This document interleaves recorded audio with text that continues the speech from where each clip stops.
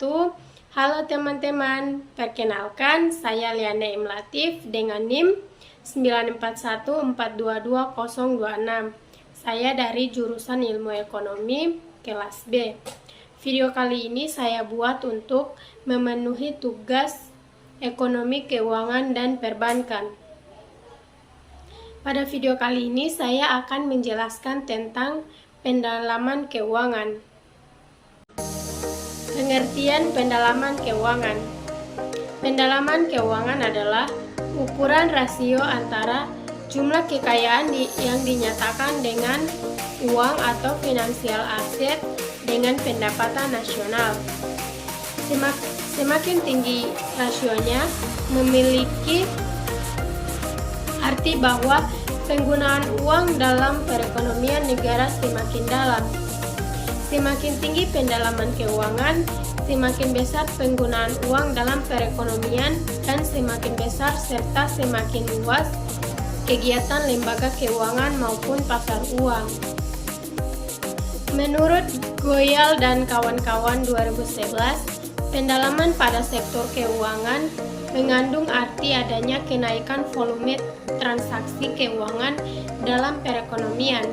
Hal ini dapat mendorong kenaikan kapasitas dari intermediasi aliran modal tanpa pergerakan yang besar dalam harga aset dan nilai tukar mata uang.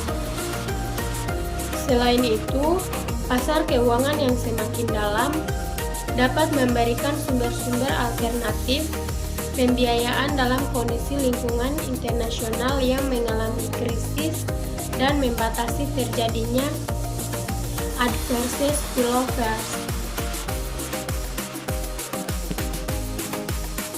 Indikator yang dapat digunakan untuk mengukur pendalaman keuangan negara dapat dilihat dari beberapa ukuran.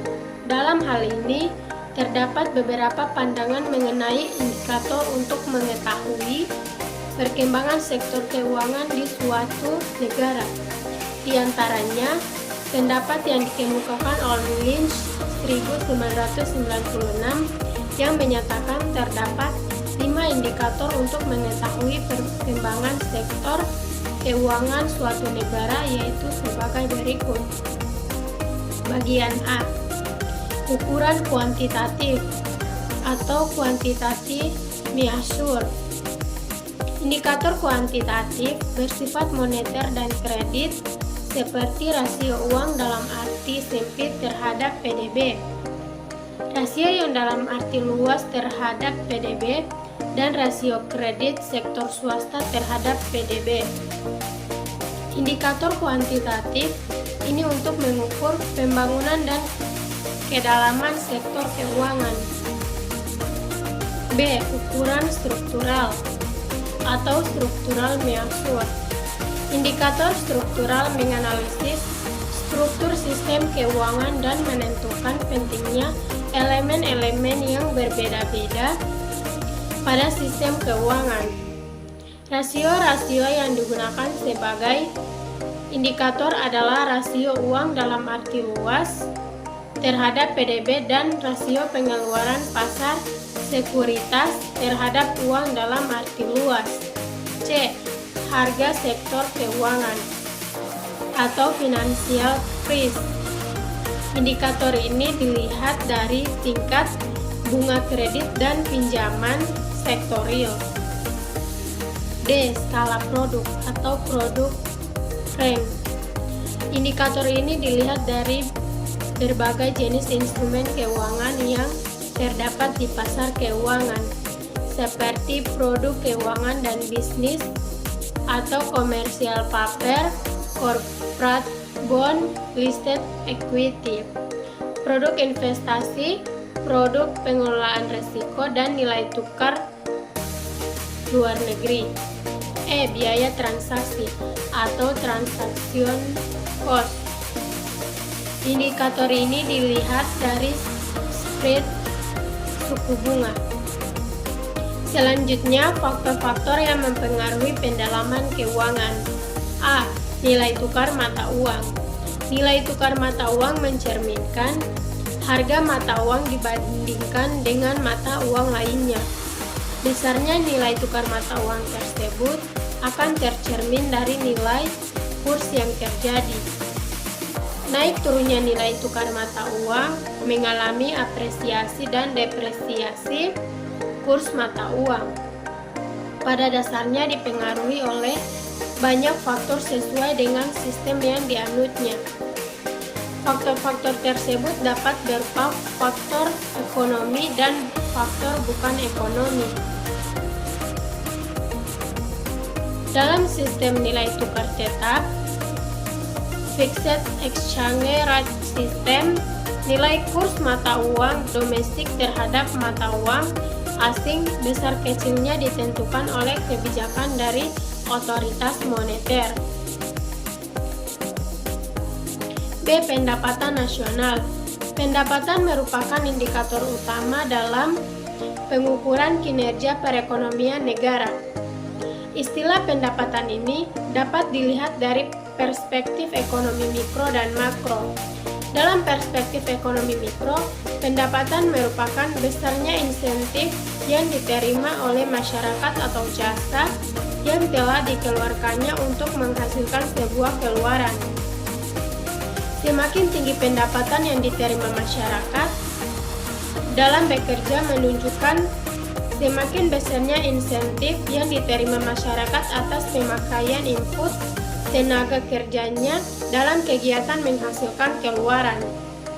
Pendapatan yang tinggi tersebut pada akhirnya berdampak pada semakin meningkatnya daya beli masyarakat.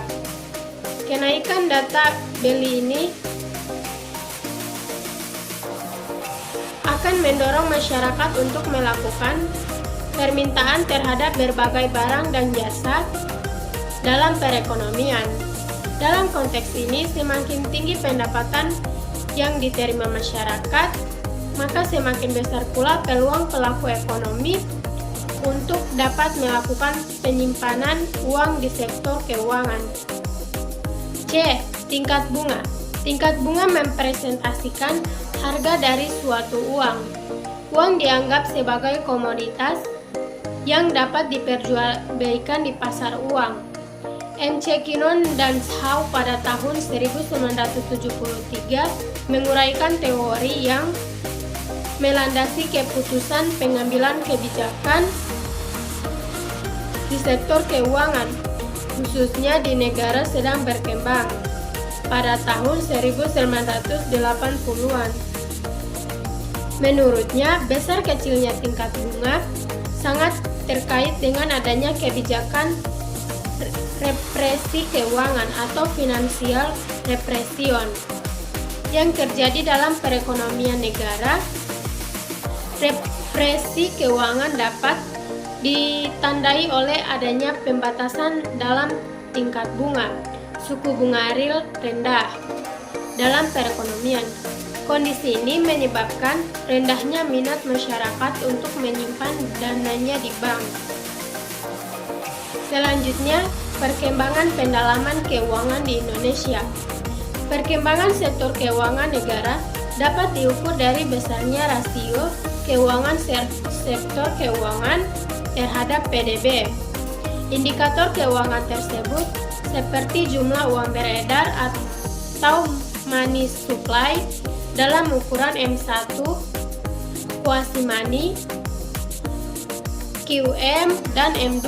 Apabila dilakukan pengukuran terhadap pendalaman keuangan berdasarkan pada indikator tersebut, maka hasilnya dapat diperoleh dari rasio jumlah uang beredar terhadap PDB. Indikator-indikator tersebut akan menghasilkan angka yang menjelaskan besarnya pendalaman keuangan di Indonesia.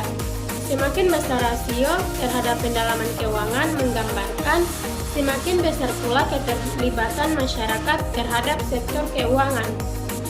Baiklah, itulah video dari saya. Lebih dan kurangnya saya mohon maaf. Wassalamualaikum warahmatullahi wabarakatuh.